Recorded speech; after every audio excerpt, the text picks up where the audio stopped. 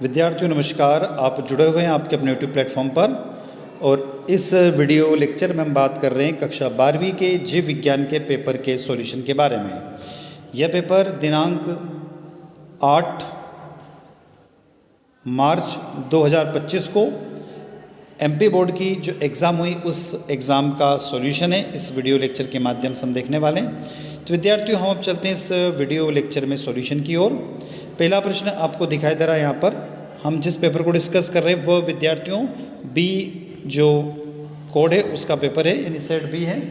और इस बी के अलावा आपके पास ए बी सी है, जो भी कोड आया हुआ उस कोड के बेसिस पर आप उसका सॉल्यूशन मैच कर लीजिएगा। पहला प्रश्न जो आपको स्क्रीन पर दिखाई दे रहा है वो ये कह रहा है कि कार्पस ल्यूटिकम वर्षण में पाया जाता है। विद्यार्थियों corpus luteum is found in testis, तो ये स्टेटमेंट आपका फॉल्स हो जाएगा, गलत है, असत्य है। दूसरा प्रश्न है न्यूक्लिक अम्ल न्यूक्लियोटाइड का एक लंबा बहुलक है। Nucleic acid are the long polymer of nucleotide, तो विद्यार्थियों ये स्टेटमेंट आपका सत्य है, राइट स्टेटमेंट है। तीसरा प्रश्न है सभी सूक्ष्मजीवी रोग जनकीय नहीं होते हैं, तो ये स्टेटमेंट भी आपका ट्रू है, ये भी सत्य स्टेटमेंट है। चौथा ADA की कमी का उपचार लसिकाणु के प्रत्यारोपण से होता है। ADA deficiency can be cured by lymphocytes, तो ये स्टेटमेंट फॉल्स है। देखना ये स्टेटमेंट गलत है, चौथा वाला गलत है। तो एक तो पहला गलत है, एक चौथा गलत है। अगला प्रश्न की तरफ हम लोग चलते हैं। नेक्स्ट ट्रू एंड फॉल्स में अगला दिया हुआ है प्रश्न क्रमांक 5वां सॉरी। मानव में मलेरिया रोग प्लाज्मोडियम के कारण होता है। Malaria disease caused by the Plasmodium, तो ये स्टेटमेंट भी आपका ट्रू हो जाएगा। नेक्स्ट कवक और साइनोबैक्टीरिया के बीच में घनिष्ठ परजीविता का उदाहरण लाइकेन है। Lichen represent N initiated persistent relationship between a fungi and cyanobacteria, तो ये स्टेटमेंट आपका फॉल्स हो जाएगा। तो विद्यार्थियों अब हम चलते हैं नेक्स्ट क्वेश्चन की तरफ, वो है मैच द कॉलम, अर्थात सही जोड़ी बनाइए। अभी सही जोड़ी बनाइए में हम लोग चलते हैं, यहाँ पर सही जोड़ी को देख लेते हैं। पहला प्रश्न जो पहला जो दिया हुआ है यहाँ पर एपोमिक्सिस यानी असंजनन, इस एपोमिक्सिस का करेक्ट आंसर आपका ई हो जाएगा, घास कुल। क्या हो जाएगा? ग्रास फैमिली हो जाएगा। दूसरा जो दिया हुआ है डार्विन, ये हो जाएगा गैलीपेगो द्वीप, डार्विन गैलीपेगो द्वीप। तीसरा टोडी, टोडी का हो जाएगा दक्षिण भारत, टोडी हो जाएगा आपका south India. Next agarose, agarose का हो जाएगा समुद्री घास, एगारोज ने सीविड्स। और नेक्स्ट अपर दाहरी, इसका हो जाएगा केचुआ। क्या हो जाएगा? लास्ट का फिफ्थ का हो जाएगा डी। तो मैच द कॉलम आप नोट कर लीजिए कि आप लोगों ने किस तरीके सही की है। आगे चलते हैं अगले प्रश्न की तरफ। प्रश्न है यहाँ पर एक वाक्य एक शब्द में उत्तर दीजिए। अब इस एक वाक्य एक शब्द में उत्तर की तरफ हम लोग चलते हैं और यहाँ पर इन प्रश्नों को देखते हैं। पहला प्रश्न दिया हुआ है कि पुष्प का कौन सा भाग फल की रचना करता है? Which part of the flower form of fruits, तो इसका करेक्ट आंसर हो जाएगा ओवरी। क्या हो जाएगा? ओवरी इंग्लिश में, और यदि आप हिंदी में लिखना चाहते हो तो अंडाशय। क्या हो जाएगा? अंडाशय इसका करेक्ट आंसर हो जाएगा। दूसरा खीस किसे कहते हैं?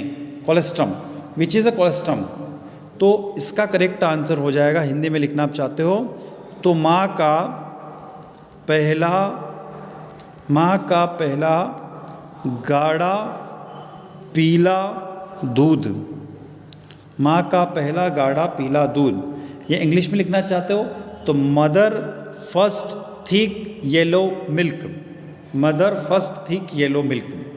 तीसरा प्रश्न है कोई एक मेंडेलियन विकार लिखिए। Right any one Mendelian disorder, तो एक तो हीमोफीलिया लिख सकते हो आप, हीमोफीलिया नहीं लिखना चाहते हो तो वर्णांधता लिख दो। हीमोफीलिया या कलर ब्लाइंडनेस, हीमोफीलिया या फिर कलर ब्लाइंडनेस, जिसको हम लोग वर्णांधता भी बोलते हैं। अगला प्रश्न चौथा, प्रतिबंधन एंजाइम क्या है? What is the restriction enzyme, तो हिंदी में बता देता हूँ पहले मैं।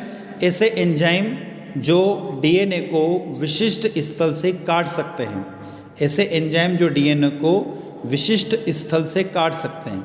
It cut DNA in specific sequence, याद रखना, it cut DNA in specific sequence. Fifth question, संसार में कुल कितने जैव विविधता हॉटस्पॉट है? How many biodiversity hot spots are there in the world? तो विद्यार्थियों ये जो क्वेश्चन है बार बार हॉटस्पॉट बदलते रहते हैं, पर्यावरणीय कारकों के ऊपर डिपेंड करता है, एनवायरमेंटल फैक्टर के ऊपर। तो टोटल अभी पूरे विश्व के अंदर 36 है, कितने? 36 हैं। अगले प्रश्न की तरफ चलते हैं हम लोग। प्रश्न क्रमांक नेक्स्ट, सही विकल्प का चुनाव कीजिए। प्राथमिक उपभोक्ता यहाँ पे हो जाएगा शाकाहारी। क्या हो जाएगा? शाकाहारी। इंग्लिश में देख लेते हैं प्राइमरी कंज्यूमर्स, हर्बिशियस हो जाएगा, पहला ऑप्शन करेक्ट है। कौन सा हो जाएगा? हर्बिशियस, पहला ऑप्शन करेक्ट हो जाएगा। दूसरे प्रश्न की तरफ चलते हैं। दूसरा प्रश्न है प्रथम प्रतिजैविक किस सूक्ष्म जीव द्वारा प्राप्त किया गया था? तो पेनिसिलियम। क्या? पेनिसिलियम हो जाएगा इसका करेक्ट आंसर, पेनिसिलियम। तीसरा, किशोरावस्था की आयु 12 से 18 वर्ष। कितनी? 12 से 18 वर्ष। डीएनए के अनुलेखन में कितने मुख्यतः कितने भाग होते हैं? तो 3 भाग होते हैं। कितने? 3 भाग होते हैं। अंडोत्सर्ग की क्रिया को प्रेरित करने वाला हार्मोन LH। क्या हो जाएगा? LH हार्मोन हो जाएगा। और अगला प्रश्न आ जाएगा, बीजांडों के काय बीजांड किस भाग से जुड़ी होती है? तो नाभिका। क्या हो जाएगा? नाभिका। इसको इंग्लिश में देख लेते हैं। पहला तो हमने कहा हर्बिशियस, दूसरा पेनिसिलियम, तीसरे का 12 से 18 वर्ष, चौथे का हो जाएगा 3 रीजन्स, फिफ्थ का हो जाएगा यहाँ पर, फोर्थ का तो हो जाएगा 3 रीजन, फिफ्थ का हो जाएगा TH, और 6 का हो जाएगा यहाँ पर ह्यूलियम। बी ऑप्शन हो जाएगा। अब आगे चलते हैं 5वें प्रश्न की तरफ। रिक्त स्थानों की पूर्ति कीजिए। इसमें दिख रहा है जब मनुष्य की आवश्यकता लालच में बदल जाती है तब प्राकृतिक संपदा का क्या होता है? तो हम लोग जानते हैं, हिंदी में बोलते हैं उसको अति दोहन।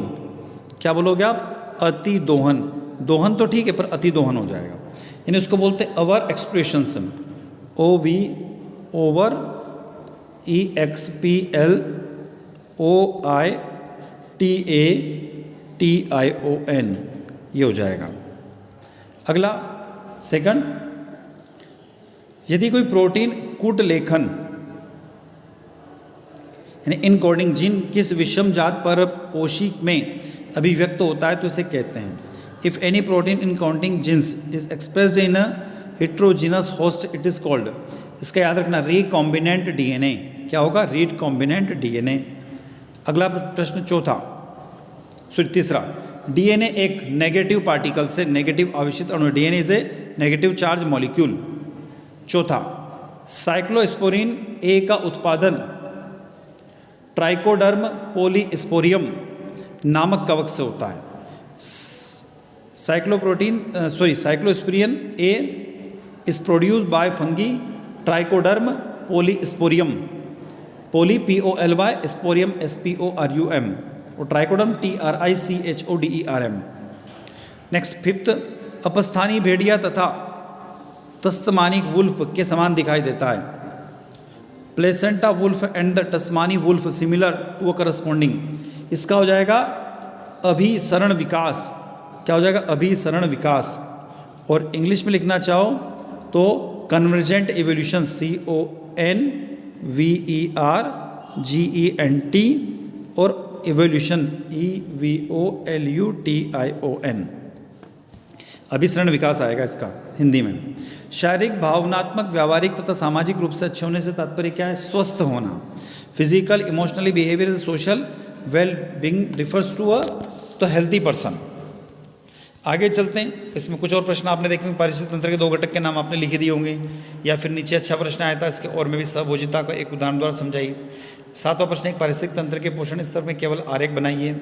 बास्थाने XC2 कन्वर्जेंस के बारे में आया था। एक पराग कोश के कोई 2 भाग लिखिए। परिपक्व अंडाणु में कोई 2 भाग लिखिए। एक संकर क्रॉस और द्विसंकर क्रॉस को परिभाषित कीजिए।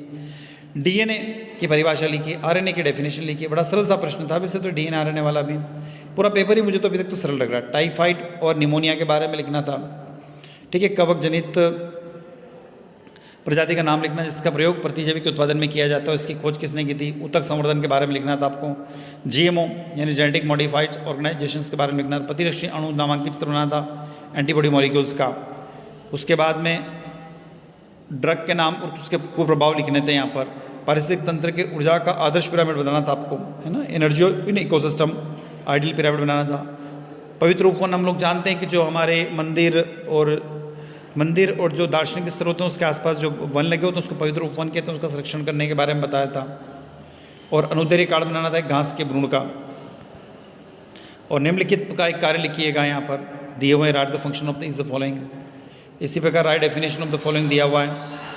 वंशावली विशेषण बहुत अच्छा सा प्रश्न है। फिर टीकाकरण और एलर्जी आसानी से आप लिख सकते हो। कैंसर रोग के बारे में पूछा था, उसने 4 पॉइंट्स के ऊपर आपको समझाना था। डीएनए रिकॉम्बिनेंट डीएनए का प्रश्न भी बहुत बढ़िया था। और 4 बायोटेक्निकल एप्लीकेशंस इन मेडिसिन था। 19वां प्रश्न भी सरल ही था विद्यार्थियों।